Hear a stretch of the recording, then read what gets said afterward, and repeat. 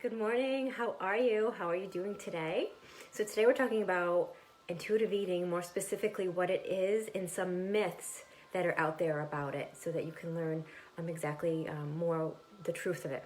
Okay, so I'm Kelsie Michaud, health and life coach, and I help people to gain control of emotional eating so that they can just feel healthy and confident in themselves and the choices that they make to just live this super powerful, healthy lifestyle. So, intuitive eating, it's a way of making peace with food by ditching dieting and honoring your body's ability to actually regulate your hunger and your fullness.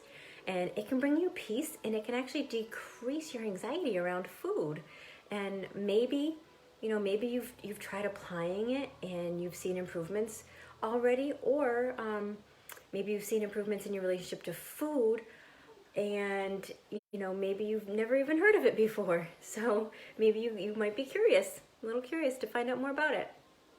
But unfortunately, there are some misconceptions about intuitive eating, so we're going to dive into that today, and we're going to discuss the most common myths of intuitive eating so that you can be sure that you're doing what's best for you, if you're choosing to go the intuitive eating route. So first of all, there are 10 principles to intuitive eating. And number one is to reject the diet mentality, okay? And then you want to honor your hunger, make peace with food, you want to challenge the food police, and make sure you're respecting your fullness. And also, satisfaction factor has to be there. So you want to discover that satisfaction factor. You want to honor your feelings without using food, okay? That's all your emotions. And respect your body. Be kind to yourself. And exercise, we got to have movement, and honor your health through gentle nutrition. Those are all the 10 intuitive eating principles. We can dive further deeper into those in another time, which actually I've gone through each one individually in previous videos. If you wanted to take a scroll through my page and take a peek at those, or on my YouTube channel, I also go deeper into those specifically as well, okay? So if you're coming on, please say hello. I see numbers, but I don't see names, so I'd love to know who you are if you're here watching, and if you happen to catch the replay, #replay, I'd love to say hello to you. So the first myth is that I hear quite often is that it's a diet. Well, fundamentally, intuitive eating is actually non-dieting, okay? So the first principle is all about learning to reject that diet mentality and letting go of, sorry, dog's ringing her doorbell. It's a little loud. So the first step is letting go of that, that diet mentality. You want to reject that diet mentality. And you want to just release all that hope of these fad diets that they're going to work and solve whatever problems that you're experiencing nutritionally or mentally. Okay, so if you're someone who is, you've used these fad diets, or you're used to these rigid rules, like those all or nothing rules, then you may struggle with intuitive eating at first, but it's flexible. It's really flexible, and it's a lot easier than it sounds to begin with. But if you're someone who's coming from that dieting mentality, or you've just been dieting for years or even decades, sometimes it's hard to start something new anyway, something, a new routine, something that's different. But, the thing with this is it's so flexible and you don't have to be perfect, okay? So if you take on intuitive eating, you become this non-dieter. Wouldn't that be so nice? Doesn't it? That even sound nice? As you begin to just reject that diet mentality, okay? Another myth that I hear is that there's no structure. There's no structure to it. And it's true that, yeah, there's less structure with intuitive eating compared to a fad diet with these black and white rules. But trying to eat intuitively doesn't mean that you have to have no kind of structure with your eating routine or your schedule at all. By just being more flexible, it helps you to transition to intuitive eating a little bit easier, okay? Another myth that I really hear a lot is that you have to obey every craving instantly, on the spot. And it can feel like intuitive eating is encouraging you to eat whatever you want, whenever you want. However, intuitive eating has this core principle of honoring your body and honoring it with what it wants and what it needs. So over time, you'll realize that you really don't want that whole package of Oreos or like a whole loaf of bread or whatever it is you tend to crave on a regular basis. Some people actually experience some pretty intense carb cravings when they're new to intuitive eating, but it all levels out regardless of what you're craving. It all levels out. If you can stay focused and know that this is not a diet, and you lose the diet mentality, you will see so many wonderful results. And honoring your hunger and fullness and making peace with food, it doesn't need to mean that you will never override an urge for a craving for a particular food. Sometimes when you really try to understand where the desire to eat a certain food is actually coming from, then it can be easier to kind of see and pinpoint where you're driven to eat the food that's maybe more out of an emotional reason than for a physiological hunger. Okay. Hey Leo, how are you? I wasn't expecting you to pop on. You're not one of my morning usuals, but thank you for getting up with me this morning. How are you? So the next myth is that you can just let yourself go, okay? And what you really want to do is just look inward. You want to look inward to yourself for guidance about what, how much, and when to eat, and that leaves room for the most important things. Okay, it's all about balance. All in balance with that gentle nutrition for your health. Okay, and that's exactly the next myth, is that there's no concern about nutrition. Well, when it comes to your health, that is a common myth that really trips people up with intuitive eating, because it doesn't ignore the basic principles of your health and nutrition. Absolutely not. Those are very important and key principles here, because with intuitive eating, you can and should still think about how to balance your plate and have that variety of nutritious foods within your meals, okay? And intuitive eating, it's simply not a weight loss plan, but instead it's a philosophy to put your health first, and then you let your body come to its natural weight as you just adopt and implement, this wonderful, healthy, balanced lifestyle. So let me know if you have any questions as I go along. Just pop them in the comments for me. I'm more than happy to answer your questions. The next myth is that you're going to gain weight. I hear that. It's like a fear from people that they're afraid to start intuitive eating or try intuitive eating because they think they're going to gain weight, because they're giving all this freedom to eat whatever they want, whenever they want. And some people will gain weight when they first start eating intuitively, and others will see weight loss. Remember, everybody's so different, and it depends on where you're starting at, where you're coming from, okay? So yeah, it's true, you might gain weight with intuitive eating, but maybe you weren't at the right weight that you needed to begin with before you began to eat that way, okay? And when you honor your hunger and fullness, you just giving your body what it needs in the right amounts, in the right way that it needs it. So when you're on your hunger or fullness, when you're getting enough movement, when you're getting enough sleep, when you're drinking enough water, you're going to better be able to manage stress much better, and your body will naturally end up at the weight that it's meant for you. Okay, because when we're managing stress better, stress plays a huge role in all of this, in our weight and our health. Okay, so if we are super, super stressed, you're probably less likely to lose that weight that you're trying so hard to lose. But when you're feeling so much freer and less stressed and just feeling so much better because you've gotten your sleep and you're giving your body what it needs, then you're going to finally start seeing some results for you, and your body's going to just come to that natural weight where it wants to be. And I know that can sometimes be hard to take for some people, but it can also bring just such amazing peace in this frustrating world of weight, food, and body image. So in the end, we should be looking forward, or looking, into ourselves, like look inward for these cues of when to eat, and I know exactly how much to eat, because your body will tell you. But a lot of times we override it or we ignore it, because we're not used to doing that anymore. We've gotten away from the way we were naturally born as intuitive eaters.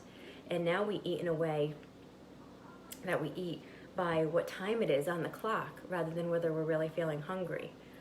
Or if we just, we go to a gathering and it's time to eat, right?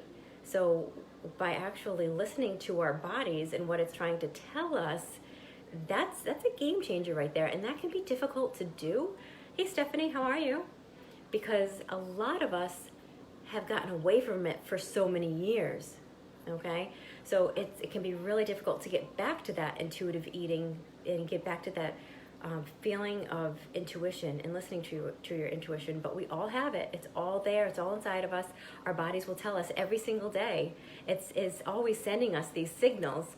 Hi, Raina, how are you? Can you talk about intuitive eating through stress when you've been eating disordered in the past and use food as, let's see, it's telling me, and use food as comfort? Yes. And that's huge. That's a huge topic, and thank you. That's a great question.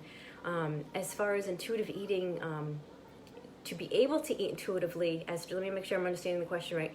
So, intuitive eating through stress when you've been,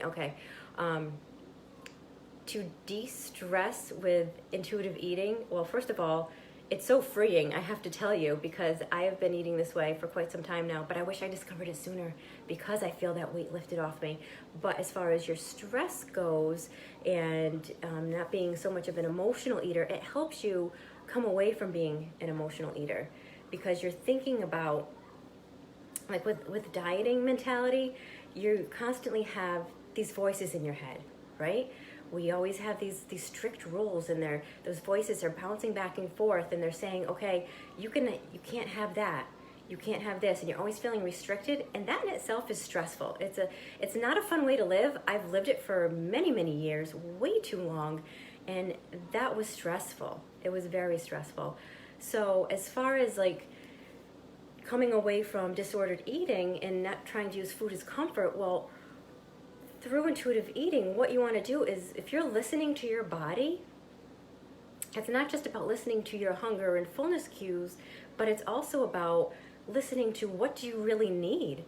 Okay, so if you are, say you just all of a sudden you're just, whatever you're feeling, you're frustrated, you're sad, you're mad, you're lonely, whatever it is, maybe you're just bored, whatever emotion that you're feeling or you're stressed out about, sometimes, like you said, we turn to food for comfort because our body, the minute our body is feeling some sort of distress, some kind of negative emotion, it wants to feel better, and it wants to feel better right away. The body doesn't like to be out of balance. The body wants to be in balance all the time. And the minute it's not, it wants to like quickly hurry up and get you back into balance. And usually the quickest, most easiest thing to get that body back into balance is food. We go reach for the food because that's comforting to us, okay? So it's something that's quick and easy to comfort us, and our body's like, yes, I'm getting back to balance now, I'm feeling better now, right? But was that helping the underlying issue of how we were really feeling? And then sometimes we feel worse after that because we reached for food instead of actually dealing with our emotions, especially if we have certain weight goals that we're working towards as well. So let me know if this is making sense. Let me know if this is resonating for you. So what you can do instead, like things I'll have my clients do, I have them create new habits. Okay, so instead of you automatically thinking, all right, I don't feel good right now, I'm stressed out, I need something that's gonna make me feel better, I'm gonna go grab something to eat. Just stop in that moment. Stop right there in that moment. Just stopping for a second right there is going to help you trip that trigger in your brain that automatically goes right to the food. Okay? Because your brain is wired that way right now, if that's what something that you've been doing for a long time, and that's what it's used to. You've created that habit. So you've made that mind-body connection that that's what I do when I get upset. So if you can start creating new habits, and it's not going to happen overnight. These things take practice, just like with anything. To get good at anything, it takes time and it takes practice. So if you stop for a moment and you say, okay, what is it that I'm really feeling? Am I really hungry? If you're really, truly hungry, yes, by all means, eat. If you're feeling like, no, I'm just really upset about such and such, or I'm just feeling frustrated today, or I'm just bored, anything, our emotions can really, span the, run the rainbow here, because there's so many different emotions we can feel.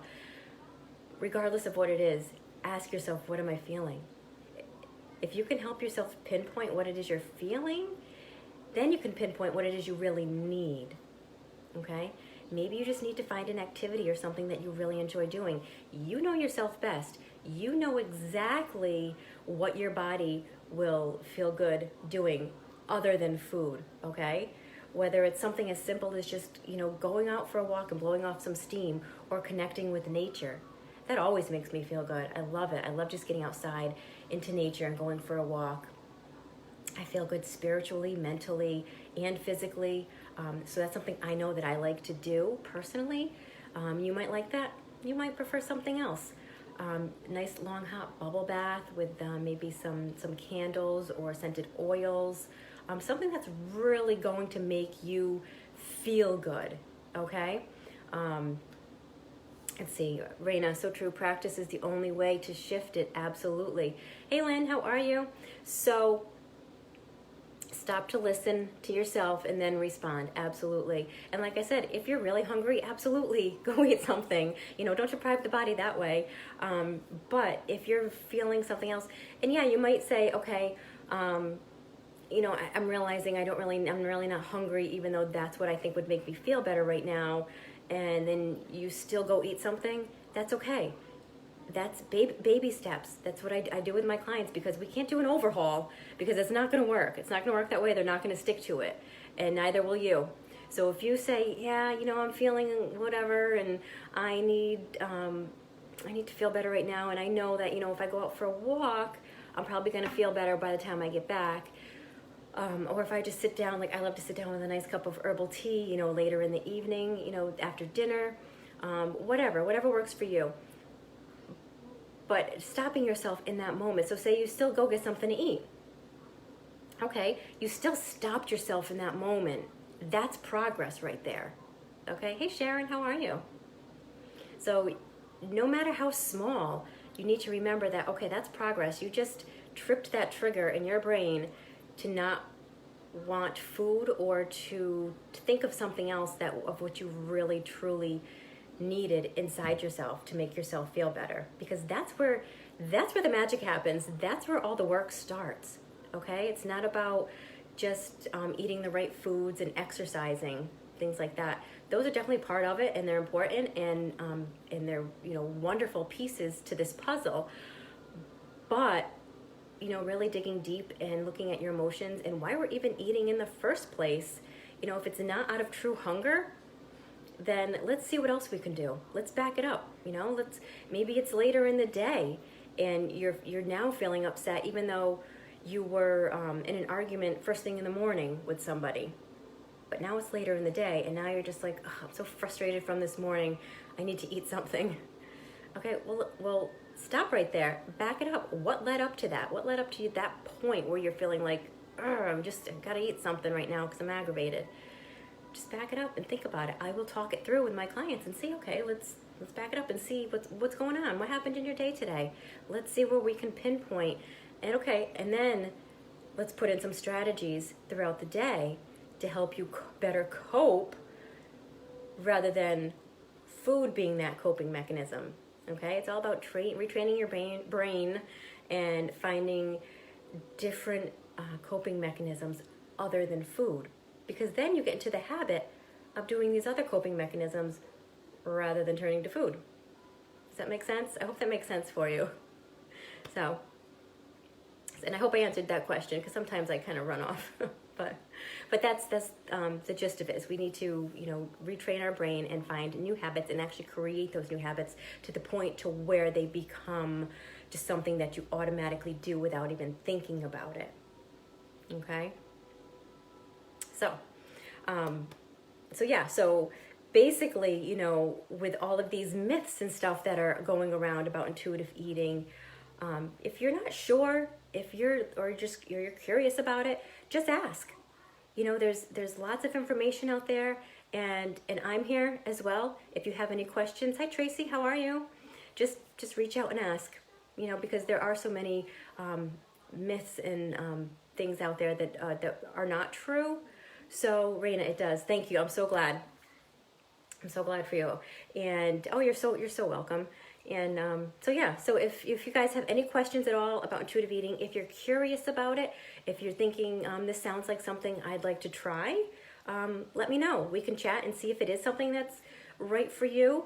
Let's see, Raina, healthy new stress relief habits. You got it. Yes, absolutely. Just keep practicing. Practice, practice, practice. Even with intuitive eating, when you first begin, it takes practice. You might not take to it right away, because just the thought and feeling of being able to have any food you want at any time, you might go a little crazy at first. That happens, and that's okay. It's part of it. It's part of the learning process. And after a few weeks of doing that, all of a sudden you're like, I'm getting kind of sick of this food. I don't think I want it so much anymore. And all of a sudden it just becomes another food. It's just another food. To me, food is food. Whether it's an apple or it's a cookie. And which one do I prefer? Right now I prefer the apple, because that's just how my body thinks. It's how what I crave. I actually crave good nutritious foods, more nutrient dense foods. And I don't get me wrong, I will have a cookie, or I'm not big on sweets to begin with, but I'll have something a little more indulgent when I feel like it, and I'll have it in a proper amount, because I'll be honoring my hunger and my fullness. So then there's no going crazy. And when you're not going crazy, your weight is not going to go crazy either. Okay? And then mentally and physically, you're going to feel good. Okay? So that's why intuitive eating is so wonderful and so freeing. And I can't say enough good about it and how much I love it. But I don't want to talk about me. I want to talk about you guys and how it can help you. But just letting you know how it has helped me, I hope can be helpful for you too. So if there's no other questions, I am going to hop off. I have to get ready. I'm checking the time, get ready for a client soon. So I hope you all have a very beautiful day, and I'll talk to you guys soon. Bye, guys.